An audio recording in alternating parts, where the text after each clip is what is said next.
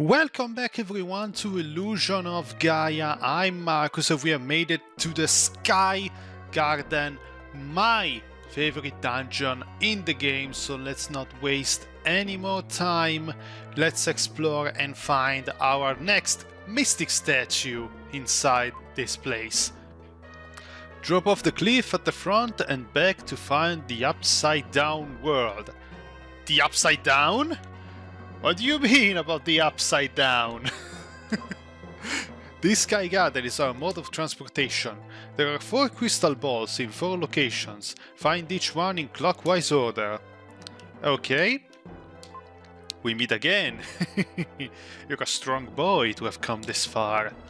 Yeah, pretty much. So yeah, the Sky Garden is divided into 4 sections, and we have to travel them in clockwise order to manage to find the crystal balls, which will open the door to the final section of the dungeon. And as you can see, this place is a giant castle hovering in the sky, hence the name Sky Garden. And like I said, I love this just for the concept alone of this dungeon in the sky. These are always fun to explore, and the best part is about the upside down, which we're gonna see in a little while. Can I still call it the upside down, or are they risk getting copyrighted by Stranger Things? Who knows? Let's keep going with we're calling it, the game's calling it the upside down world, or the, I think the retranslation was the inverted Sky Garden. I don't remember right now. Now we can go over here and find our first red jewel. There are 2 red jewels here. And yeah, this section is gonna be very long, so we're gonna have a lot of enemies to fight and a lot of dungeon to cover. I love all these little decorations up in the sky. I don't remember what period they were inspired by, because they don't look Aztec to me. And here we are, the back of the garden. Basically, this garden is floating in the sky and is basically has its own center of gravity. How? I don't know. But basically, we can walk basically on the downside of the garden. It's amazing. It's a great concept, and it gives a lot of depth to the exploration. Like all these sections here that would be inaccessible on the surface are accessible by going on the lower end. This place is also chock full of enemies, as you can see, and these exploding guys, be aware, their balls act weird. They cannot hurt you in the surface, but on the down side of the dungeon they will, so be very careful in how you move around here, because yeah, you might be taking a lot of damage, especially with these things going around. And I know I have a ton of extra lives, but I also want to preserve them for later. If I die a couple of times, it won't be that much of a problem, but still, I want to be careful. Damn it! Go out with your stupid hands! I am doing awfully. There we go. And yeah, basically the entire concept of this dungeon is basically navigating both the surface and the downside of the garden, because we have to basically find our way to the chest that contains the crystal ball. Thank you for the defense buff. It's gonna be useful later on. Let's take another medicine, because fucking hell, I did take way too much damage. And how many herbs do I have left? Just 2. Yeah, this isn't going fine. There we go. Now, these statues with the sword, they are basically guardians, and we cannot destroy them, but if we take care of the sword they're carrying, we are gonna be able to move them with our psychic power. And now we get the first of the crystal balls that we have to find in this place. There are 4 of them in total, and we should be done, but there's another enemy running around in this place. So let's go right over here and move over on the other side. This dungeon can get pretty intricate.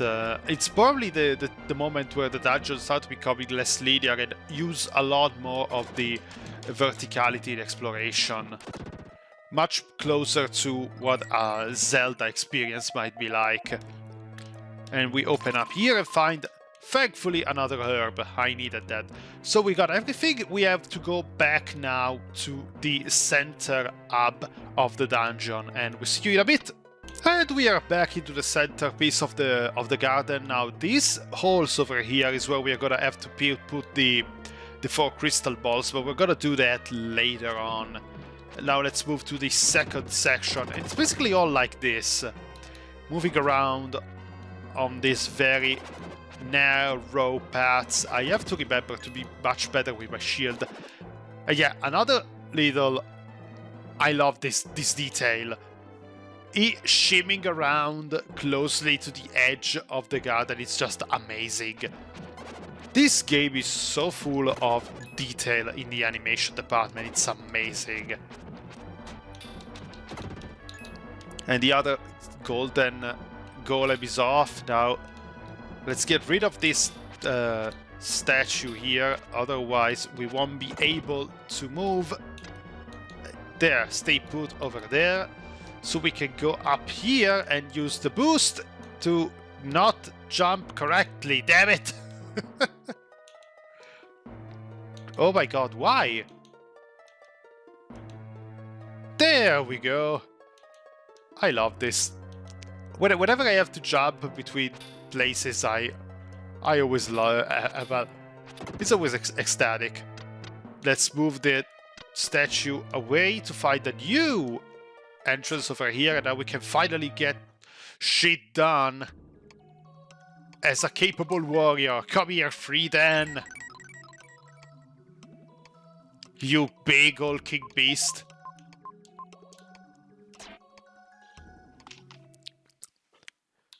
And finally, I love he's doubled the door. Oh my god. Really, Freedan is my favorite part of this game for probably not all the right reasons, but a reason nonetheless. Yeah, we are more than ready to basically slaughter everything in our path.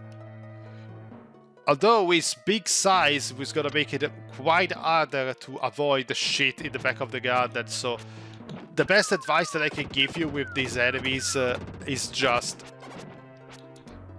go as far away as possible, off-screen them so you won't see the balls dropping near you. Go die, you asshole. Thankfully we have a ranged attack now with Freedan, and we can take care of this turret-like enemy behavior. Which is not that bad with the red ones, but with the blue ones... With the red ones are the more annoying, because their arms keep going back and forth, and they also do much more damage. There we go. Yeah, basically enemies in the back of the garden are an upgraded version of the enemies that we find on the top. Get over here, come on. I left behind a point, but I have 4 extra lives. It's not like I'm struggling. Go away. Damn. It basically feels like we're like a bombardment over here, a barrage of these freaking attacks. There we go, I love this place. It's really the atmosphere of everything. Also the music is very much an high adventure. I love the vibe everything in this place gives, and yeah, fuck it, I take the damage. Take the damage here, because with the gigantic frame that Freedan has, we basically won't be able to do anything else in this. Now we got over all the enemies here. Let's just check if we got everything on the surface either. Yeah, we did. So let's go back and cut once again. And here we are. Let's go back now to the third section of this garden and keep going on with the enemies over here, because now we basically see the pattern of this dungeon. Just go and take care of all these enemies and open up all of the passageways. This is the most intricate section of the dungeon, I feel. The third and fourth one especially. They tell you to go clockwise. It's not like there's a particular reason for that, it's just that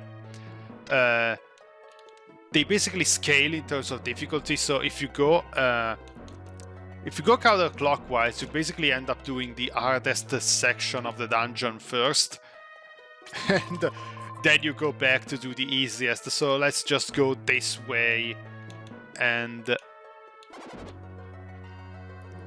be done in this way. And apparently I've checked out these are basically inspired by the Gardens of Babylon, which is one of the wonders of the world. This game takes a lot of inspiration from some of that stuff. We're gonna see later other wonders being depicted as dungeons in this adventure. Both that and also mythical places, like I feel like the next dungeon we're gonna see. I'm not gonna spoil it, but yeah, we know the Tower of Babylon, which is was the destination where our father went missing. So yeah, we, as always, we love Japan loves taking inspiration from all sorts of different things when it does these settings. Now let's charge our attack and try to hit the switch. It has a weird hitbox, but you can hit it with this ranged attack. Oh my god. It's also difficult to align because of the massive frame of 3 then. But with that, we basically unlock the way to this dark space section. And we're gonna have to return to young Will for the next section, because 3 then doesn't have the powers that Will has. And we're gonna need him to unlock the next section for progression. Like I said, this is my favorite part of how they've been used. It's a shame there are only 2 forms for most of the adventure, so we don't really get to experiment with other form of transformation to unlock new passageways. It would have been very fun to basically use more of these transformations, kind of like stuff like Shantae or Sylvan Tale for the Game Gear, which I don't know how many of you actually know, because it was a Japanese-only game, but it's a very fun dungeon crawler. Maybe one day I'll bring it in onto the channel. We'll see. There's also, like, I think Crusader of Senti also had a transformation thing. Either that or you use the animals to unlock new passageways. I don't remember. I haven't played Crusader of Senti. Something that I really have to do, especially now that it's on the NSO, which is as easy to get as anything. Although it's in the premium pack, so you're gonna have to spend a premium in order to unlock it, but in case you don't want to resort to emulation, I think it's the best option for you to play a very rare game like Crusader of Senti. Not only rare in terms of how much is basically not available, but also there aren't many Zelda-like dungeon crawlers on the Sega Genesis. We basically have Crusader of Senti, beyond Oasis. Maybe something like Landstalker, although Landstalker is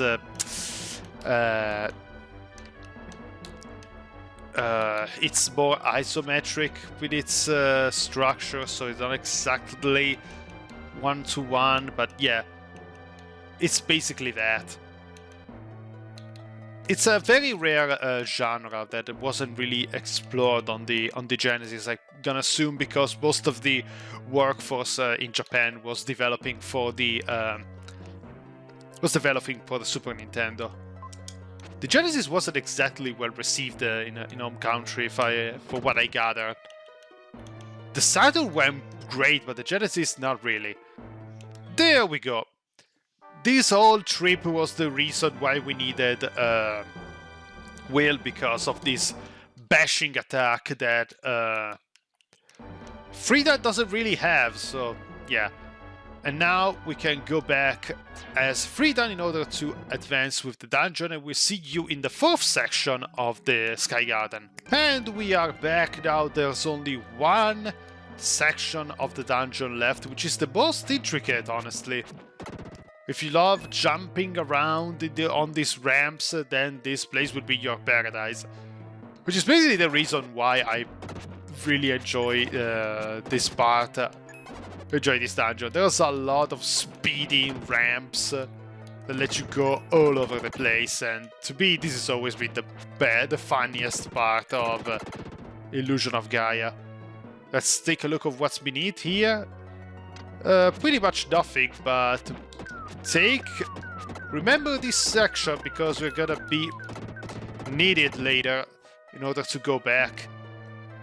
Now let's jump over here, and once we do the first jump, push backwards in order to not go and do a second jump, because that second jump is gonna bring us back to the beginning of the area, and that's something that we don't want to. And now that we are underneath, we basically have the whole place for us to explore. The world is our oyster, as we can say. Damn it. This also means that we're gonna be subjected to a lot of attacks. Now this is where we need to go to get back into the surface, which is I hate this section because it feels like you have to eat the damage with the freaking fireballs over there. Which is not something that I really enjoy. It feels like some part of the dungeon that wasn't exactly as well designed as the rest.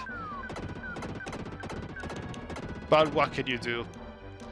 At least now, at least with this place you can basically follow them and get your way like that, but in the other place not so much. We have a dark space here, but we don't really need to return to Young Will in this section, so I'm just using it for a quick refill. Because honestly, if I can preserve my herbs, I will. So now let's go back over here. Oh, god damn it. Yeah, fuck it, I'll tank the damage. I have enough of a life bar to do it, but yeah, it's not something that I really enjoy doing. Feels like I'm almost cheating a bit. I say this when basically most of my Mega Man stuff is me tanking bosses' damage. Yeah, I'm sorry for that. I could be better, but I won't elaborate further.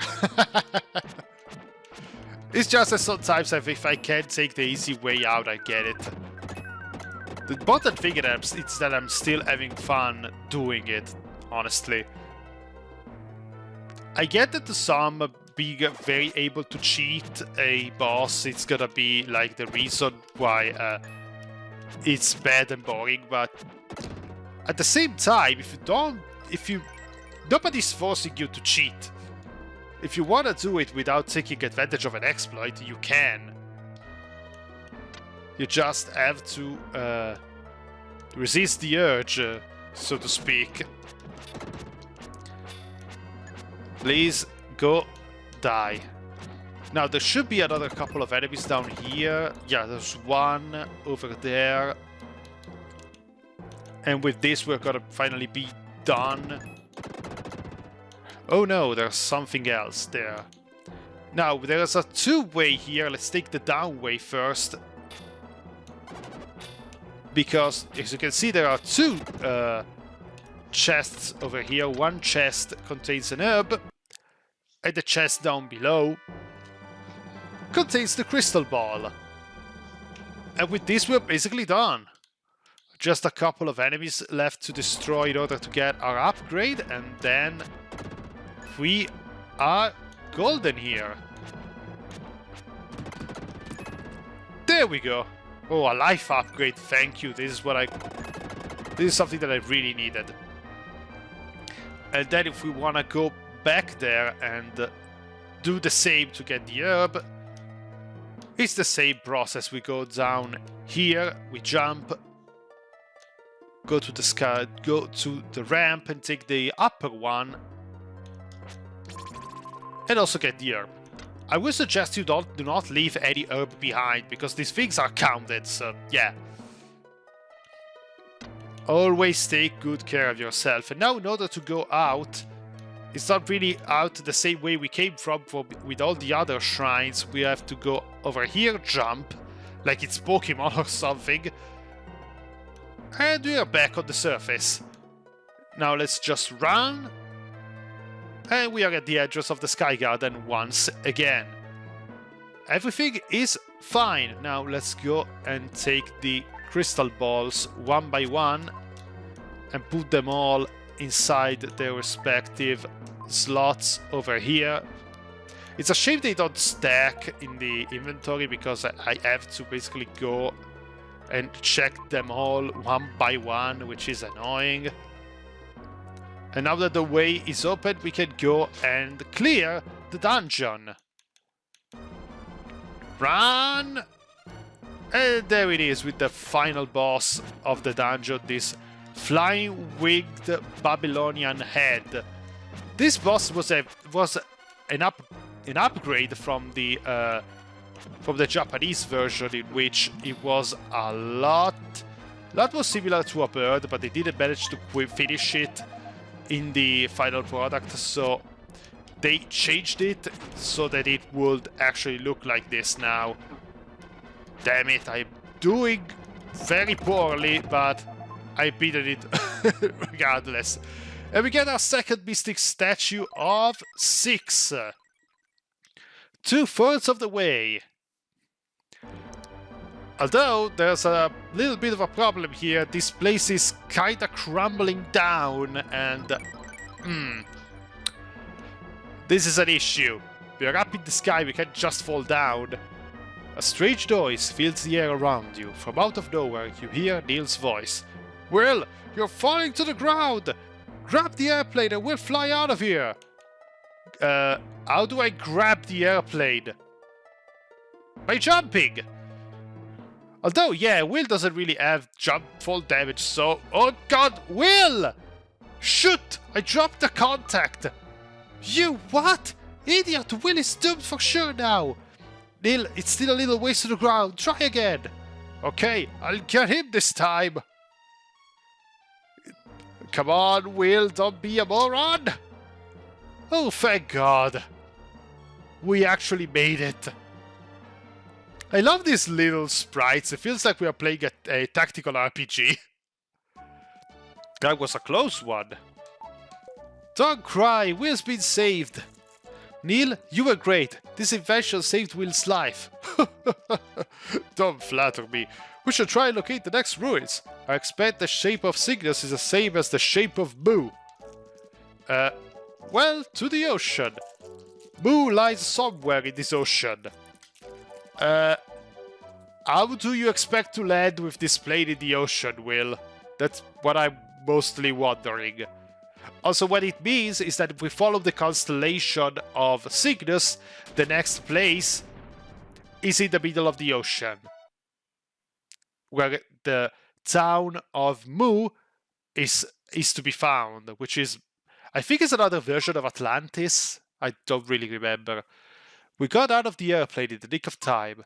Neil's a good inventor, but it seems there's always something missing in his inventions. I guess nobody's perfect, including Neil. So yeah, we are stranded again in the ocean? Well, not exactly. The next thing we knew, Will was standing in a huge palace. I couldn't remember anything since my water landing. Is everyone safe? Yeah, we landed in this new place for us to explore, the underwater palace near the ruins of Mu. And we're gonna explore this palace in the next part of Illusion of Gaia. I am Markus, and I'll see you in the next video. Take care of yourself, everyone, and have a very nice day.